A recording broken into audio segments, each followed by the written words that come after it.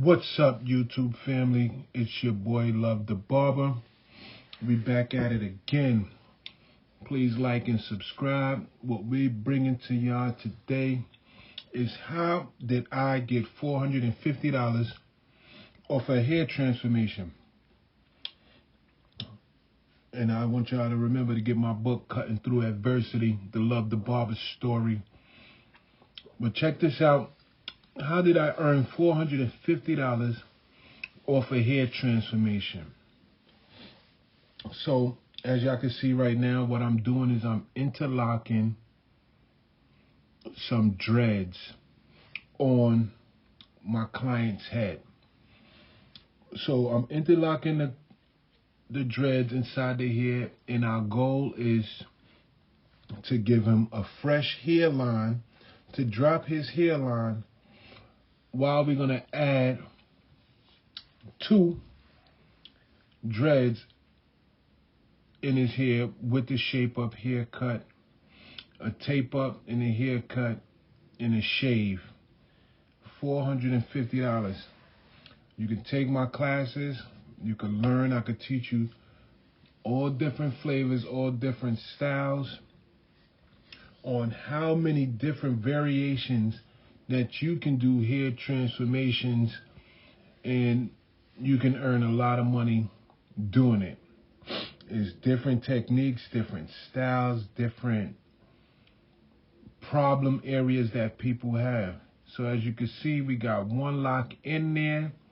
Basically, I don't know if y'all can really see it, so we're gonna come do it from another angle. I want you to see how little that piece is that we're gonna catch. We're gonna catch such a small piece. But the best way to interlock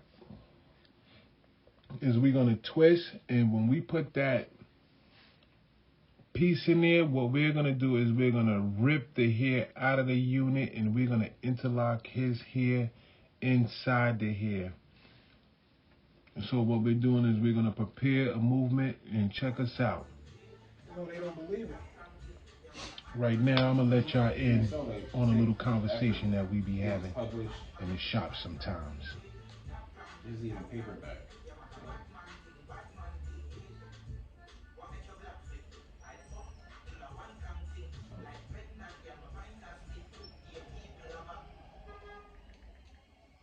That's the important thing. You gotta really go after your dreams, and you gotta go after your goals. Especially you're young, 23. Please, get that done.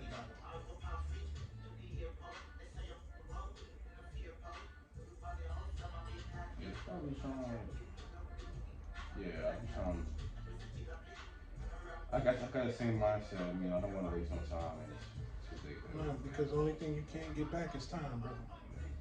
You can get back everything in the world, but that time, boy, that little bit of money you lost, please, make that 100 times over.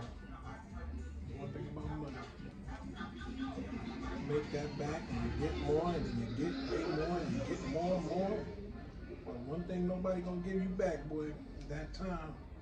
And that's why I feel like with all this weed being legal, they should give me some kind of money. They should give me a reparation, because look what they took away from me.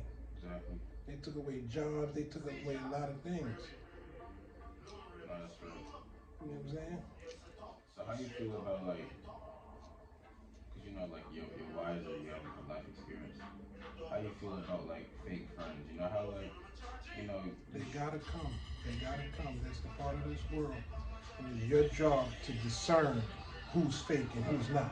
But you know, there's different times, like, not even fake, but like, let's say like someone kind of was moving funny, and like normally, like, you just cut people off, but you also can't cut everybody off enough. You know what I'm trying to say?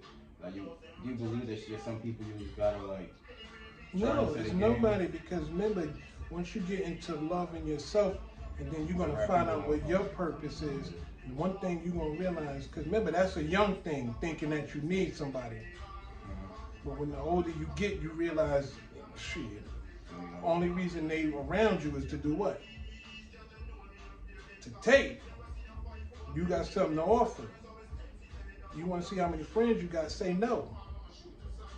That's how you're going to realize how many friends you have. You know what I'm saying? And then when you realize that, And when you realize how to say no, and you realize people ain't your friends, and even come down to family. Even though family always gonna be family, but you don't say no. This is how you know. All right. You know what I'm saying? Don't never be scared to say no to nobody.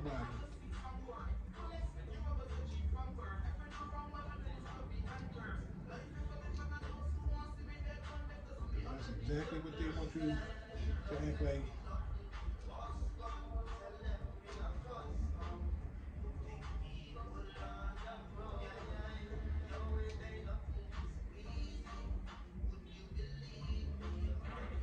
Trust you me. You know who mean you good and you know who don't mean you good. And you watch out for that friend that always wants you to be fuck that, man. Then especially if you got a friend that don't want to learn nothing, don't want to get an education, watch out for that friend. The kid don't want to study nothing. It's all about good timing. And remember, you at the age where you can learn better than me. You retain, you just got out of high school, college. So your way of retaining information is way better than me. And this is the time you're supposed to take the MTA test. Take these tests. This is the time. Ain't no time like now. And then you gotta just watch out for fake friends is exactly what they are. Fake friends. And they mean you know goddamn good. How can I take? How can I get his money? How can I take something he can never get back? His time. Let me go waste his time. Let me go mess up his life. So like, while I was at prison, like I got like a good friend and we lived together, right? Like I guess I thought that was my brother and all that. You know, like I think it's kind of crazy. You know, I'm in jail for a day. I get him in a different country, but he gonna ask my dad if he should sublet my room. That's not crazy. Like, you feel me? But you gotta remember, niggas is broke, man. Okay, niggas is broke, but like, Niggas is broke. So that nigga just thought about himself. But it's son. been a day. It's been a day. The rent for the month is paid already. Man, he thought about himself, so he ain't thinking about nobody. I ain't expect you to laugh. Oh, I'm really being shit. serious. Like, Yo, son. But remember, that's the thing about getting older. It's survival of the fittest. you don't think I should deep that? I should Nah, don't. You just but like, feed him with a long spoon. You know what I'm saying? You ain't got to be so mad at him. He just thought about his ass. I just feel like if it was me, I would be like making sure I'm good before I'm worried about all that other stuff. Aren't you good though? You see, you remember making sure you good is a preparation for a long time. Is you doing something now. You taking that class and them courses now. This is how you prepare for good, and then you just enjoy the ride. You know what I'm saying? Yeah. That's how you do this. But you don't do that. You don't prepare from good or for somebody else. The key to success is look at LeBron James. He losing now, right? Why? Because somebody else. Yeah, he's done. Even though he's still good, Vince Carter had to retire. People want to look out for themselves. Them young boys are saying what? Them young boys saying, I can get $60 million a year? Shit, LeBron, my ass. You know what I'm saying? And then people think about themselves. So I wouldn't be too mad at him for thinking about himself. I'm not laughing, son. It's just, I get it, but I just think it's a time and place. It is a And time. it's a little It was untasteful. It was really untasteful. Too soon to say that. And so my dad is crazy. I don't know. I just felt like it's a lot of other alternatives before we can think about that. That's all I'm trying to like. You couldn't. I just feel like straight to there is crazy. But even though how much. All right, that was just some of the conversations that I be having with my young gentlemen in the barber shop. But what we're doing right now is we're preparing and putting a hairline. We're going to drop his hairline. So we're measuring, and this is where he wants it. Sometimes as a barber, you can give your suggestions, but you have to listen to the client and exactly where they want it, where they want their hairline to be comfortable. Because personally, I don't really think there's nothing wrong with his hairline too much, but I understand how people want to look good. So we're just going to use our product and we're going to put it down and we're going to lay it. So normally you can get 2 weeks out of this unit, out of this hairline drop. Depends on how you keep it, how you wear your do-rag over it. As y'all can see, we're going to apply the hair. And this is just one of the processes, what it takes to beautify and magnify someone. Really listening to what they want and being able to do it. So this is one of our specialties. This is a specialty upon a special request of what he wanted done. So with our expertise of being able to do it and the capability of having the hair and all the tools and the barbershop and everything necessary, you get to charge the necessary prices. So we're just gonna blend this out.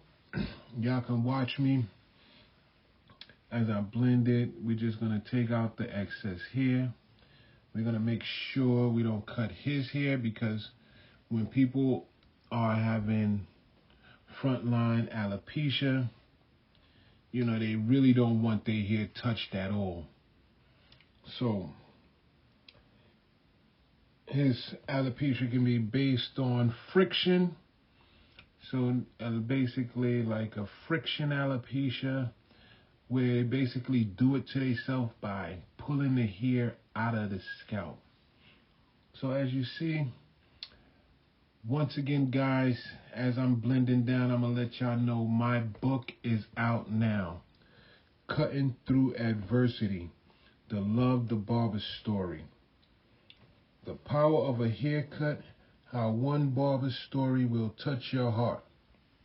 It's available on Amazon right now, guys. Go check it out. It's your boy Love the Barber. I've been a barber for over 20 years, over 2 decades.